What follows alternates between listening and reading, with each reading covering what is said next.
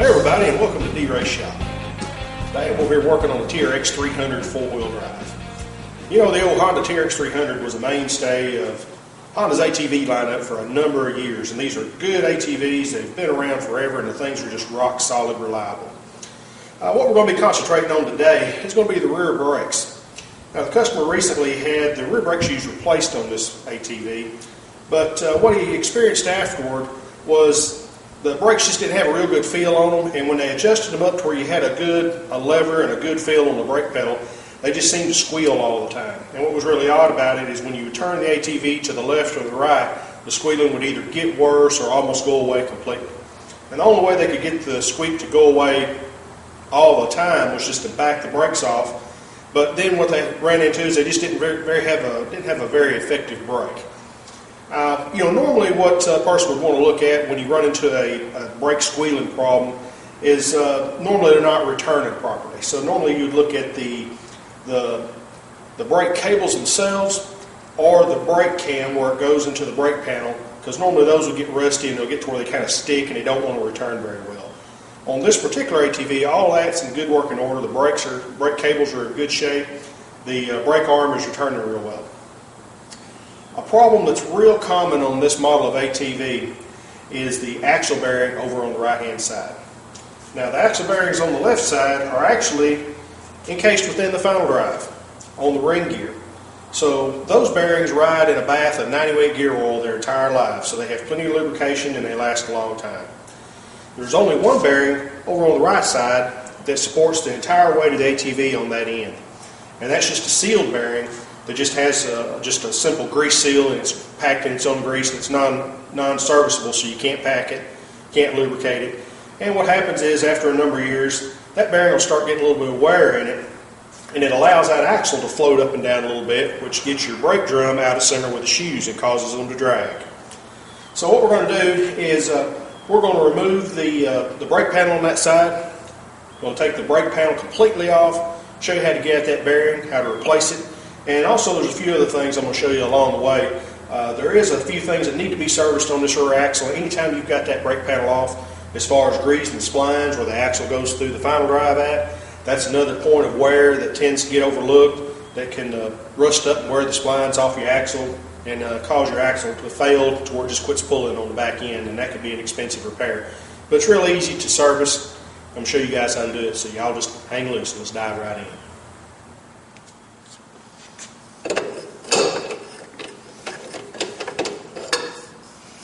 Now, the first thing you're going to want to do before you even take the wheels off is you want to get in here and loosen off these axle retaining nuts on both sides of the axle. It's a lot easier to do it while you still got the wheels in place, because a lot of times these are rusted in place and they can be a real booger bear to get out. So take plenty of penetrating spray up in the threads real good. If there's any mud or corrosion or rust in there, hit that a lick or two with a wire brush before you get started. Then just get you a big crescent wrench and have at it. But get those broke loose to where they'll turn freely on both sides, and then we'll continue with taking the wheels off and getting ready to take this brake panel apart.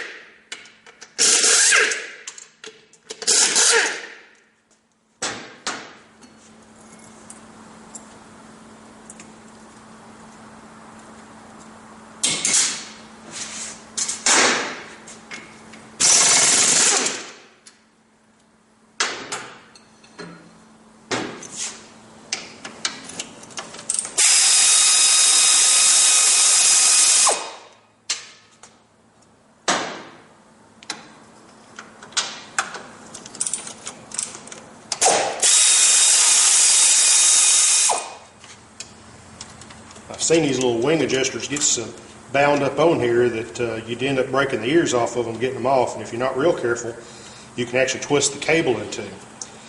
So what I've done before, just to save that cable, you can back it off as far as you can without breaking the end of the cable off. You can actually take a cutting torch and melt these little aluminum adjusters off, and that way you can save the cable, because this is a lot cheaper than a cable, I guarantee you.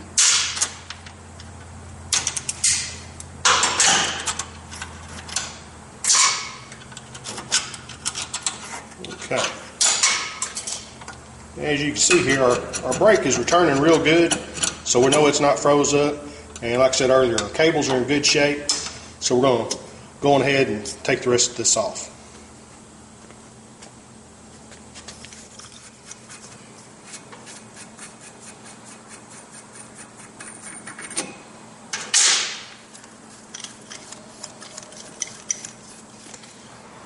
Alright, so now we're going to take off the 6 screws that holds the brake drum cover on.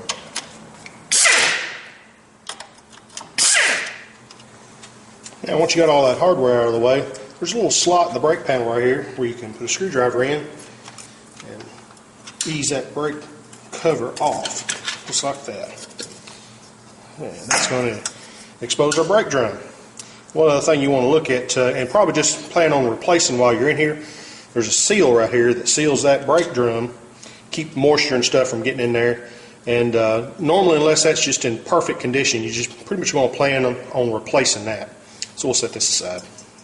Okay, so we get ready to take this brake drum off. There's a little O-ring in here. You want to take you a little pick tool, get a little bite on that there O-ring, and be sure and pull that out of there, because otherwise that drum is not going to want to come off of there. Well, after fighting with this brake drum for a little while and determining it's rusted on there pretty good, you want to avoid the temptation of hitting this axle or anything with a hammer or anything like that, because it's so easy to damage where the seal runs or where the threads are on the end of the axle. So what I'm going to do is I'm going to go ahead and remove all the hardware from this end of the axle. Then we're going to go ahead and we're going to take the drum, the axle, and the entire brake panel out of this end of the final drive as one assembly.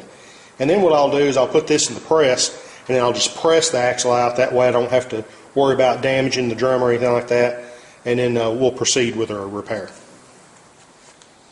Okay, we've got all the attaching hardware loose on the left side of the axle next to the differential. So you want to take that loose. You've got a washer here, and don't forget there's another little O-ring that's stuffed up between the axle and the ring gear. So just reach in there with a pry tool and pry that out, or otherwise that'll cause you a lot of problems trying to get that axle to slide out of there.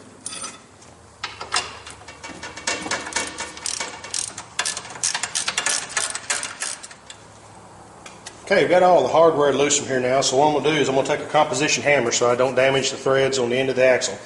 If you're going to be it on an axle or a brake drum or anything like that, that's the only thing you want to touch it with. Don't ever beat on it with a regular hammer, or you'll booger up the end of the axle, swell it up, and then you'll never get the castle nut back on there again. So, just going to tap that on through so you can see the whole brake panel moving away with the axle. There we go.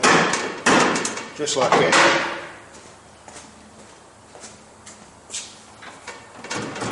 I'm going to slide the entire axle out there. This is why it's important to take this axle out ever so often and inspect it. These are the splines that actually run on the ring gear. And as you can see, those are pretty rusty. The good thing about it is the splines are still in good shape, so what we'll do is we're going to clean that up with a wire wheel, buff it down real good. Then before we reinstall the axle, we're going to grease all this up real good, and that way it'll keep you from wearing that axle out. What you can also see here, you're also getting a good look at that bearing in there, and you can see all that rust and water and corrosion that's built up in there over the years.